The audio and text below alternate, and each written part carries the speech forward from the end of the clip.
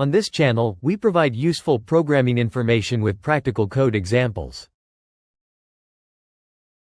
This time, we will cover asynchronous input-output. This guide gently explains, step by step, the concepts and patterns of asynchronous input-output that are practically useful in Python.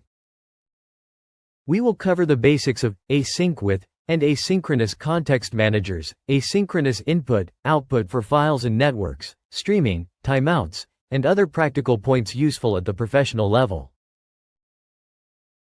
Enabling subtitles will make the code descriptions easier to understand. Asynchronous I/O is a mechanism that allows other operations to run in parallel while waiting for time-consuming I/O, such as file operations or network communication. In Python, asyncio is provided as the standard asynchronous framework, and many libraries are designed to follow this mechanism. First, here is how to write basic coroutines and an example of running multiple coroutines simultaneously using asyncio, gather. The code below is a minimal example of defining and running asynchronous functions concurrently. The sleep function is used to demonstrate parallel execution.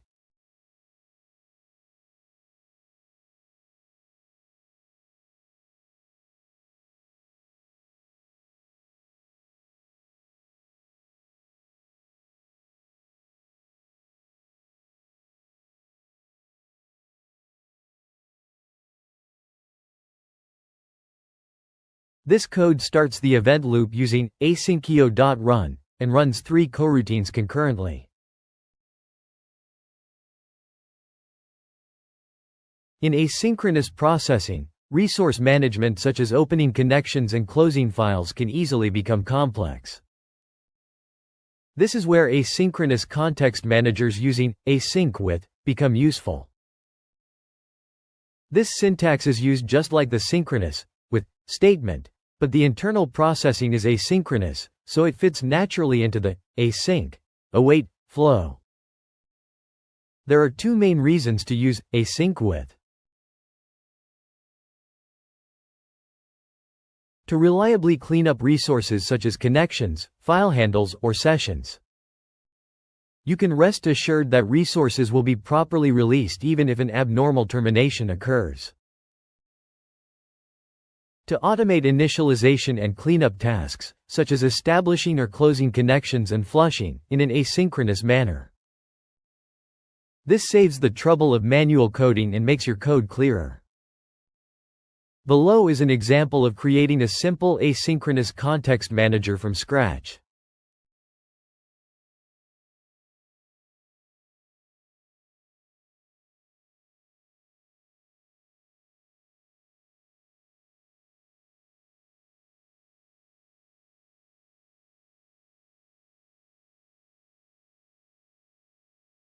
By defining enter and exit, you can use async with. Processing when entering and exiting the async with block is executed asynchronously and safely. File operations are a classic example of blocking. By using aiofiles, you can safely handle file operations asynchronously. Internally, it uses a thread pool and ensures that files are properly closed using async with. The following example demonstrates parallel asynchronous reading of multiple files. You need to install aiofiles with pip install aiofiles before running this code.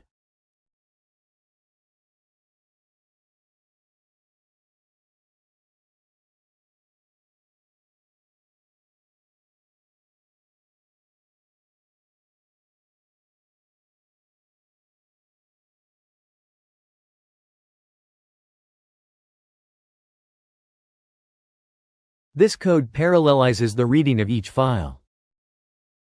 aiofiles often uses a thread pool internally, allowing you to handle blocking file I/O via an asynchronous interface.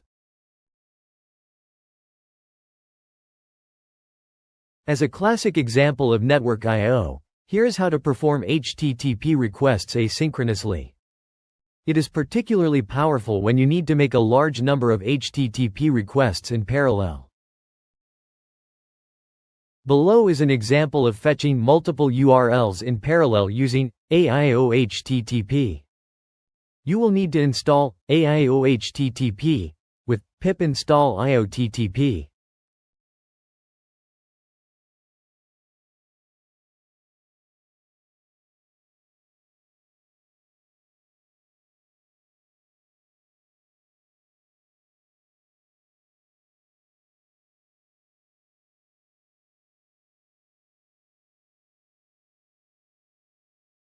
By using asyncio as completed, you can process results in the order that tasks complete. This is useful for efficiently dealing with many requests.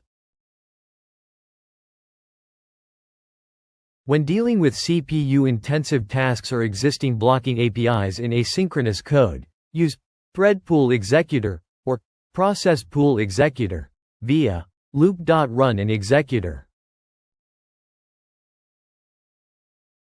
The following code is an example of running tasks that assume blocking I/O concurrently using a thread pool.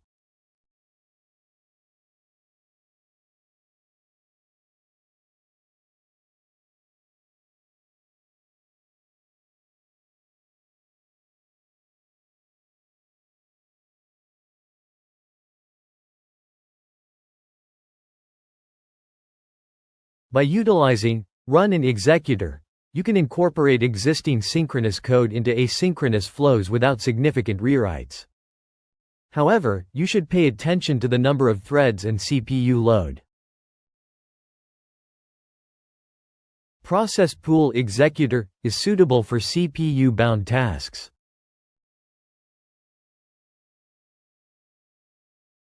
If you want to handle sockets directly, you can easily build an asynchronous server using asyncio start server. The following example is a simple echo server that returns data exactly as received from the client.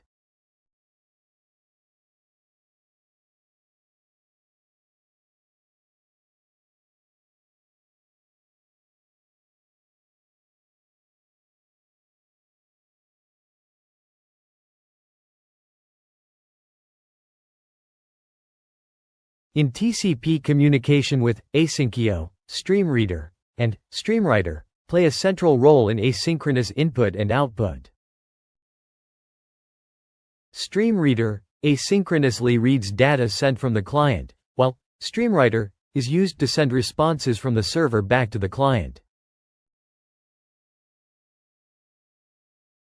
Even without handling the detailed operations of sockets yourself, you can launch an asynchronous server simply and efficiently using asyncio start server.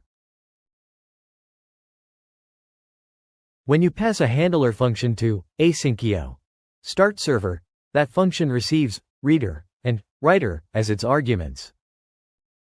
By using these, you can implement communication processes in a safer and clearer way than handling low-level socket APIs directly.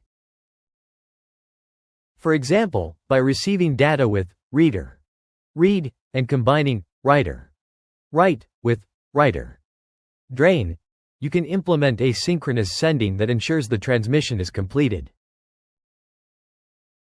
This setup is suitable for handling large numbers of simultaneous connections and is ideal for simple protocols or small-scale TCP services. When processing large files or responses sequentially, read and write data in chunks to keep memory usage low. Below is an example of streaming reads using aiohttp. The following code processes HTTP responses in chunks and writes to the disk as data is received.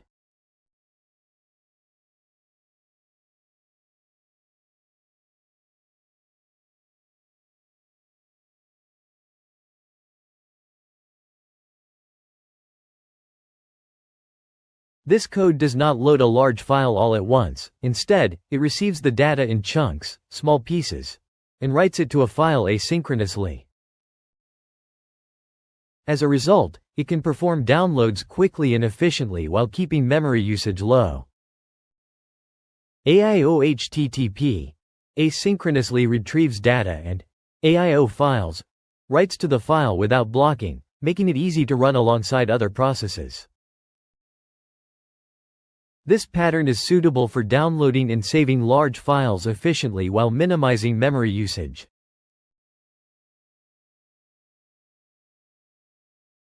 If you want to run external commands asynchronously and read their output in real time, asyncio, create subprocess exec, is useful. Below is an example of starting an external command and reading its standard output in real time.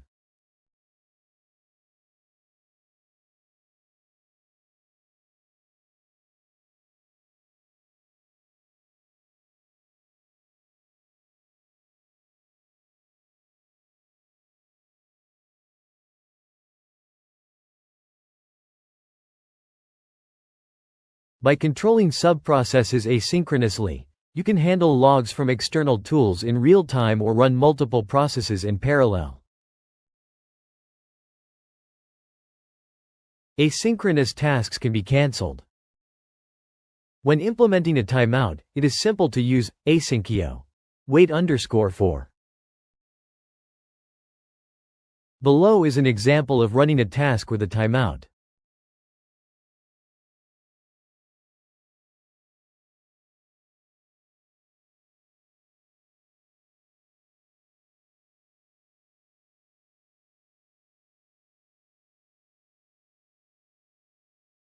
Wait_for throws a timeout error if the timeout is reached and cancels the task if necessary. Be careful with task cancellation propagation and cleanup. Because making many concurrent connections or requests can exhaust resources, limit concurrency with asyncio, Semaphore. The following is an example of limiting simultaneous downloads using a semaphore.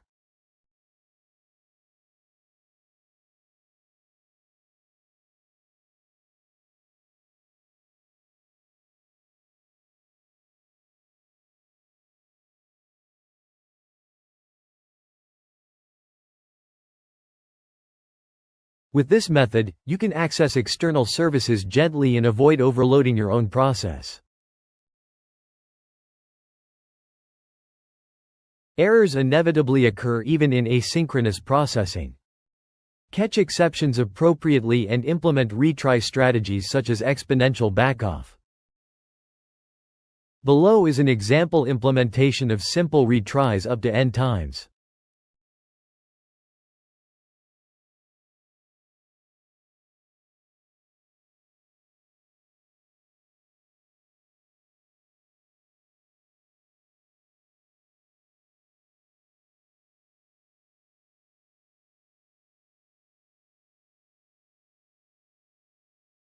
Proper retry logic is important for balancing consistency and traffic control.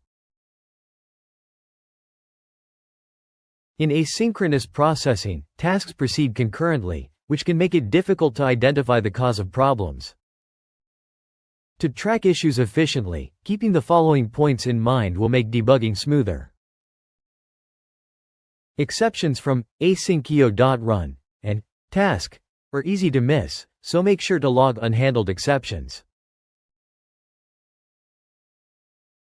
When using logging, including the coroutine name or, in Python 3.8 and above, task.getName, in your logs makes tracking easier.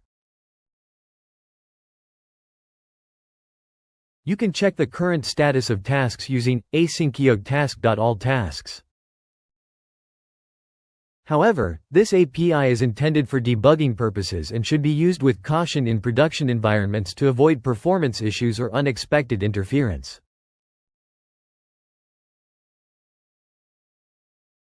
While asynchronous programming excels at handling I/O waits, improper use can actually degrade performance. Optimize by keeping the following points in mind.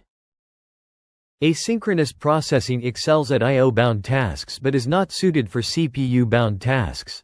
Use a process pool in such cases. When using thread or process pools, consider the pool size and task nature. If you start many small tasks at once, event loop overhead increases, so use batching or semaphores to adjust. Python's asynchronous I/O is a powerful mechanism that makes effective use of I/O wait times and efficiently executes network and file operations concurrently.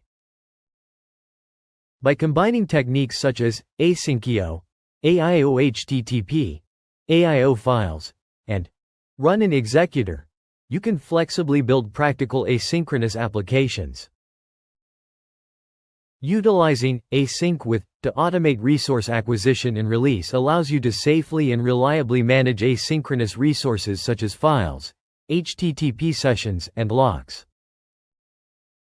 By incorporating proper error handling and concurrency management, you can run high-reliability asynchronous programs safely. The source code for this video can be downloaded from the official website. If you like, please visit the URL in the description to aid your learning. If you enjoyed this video, please consider subscribing to the channel and giving it a thumbs up. Thank you for watching.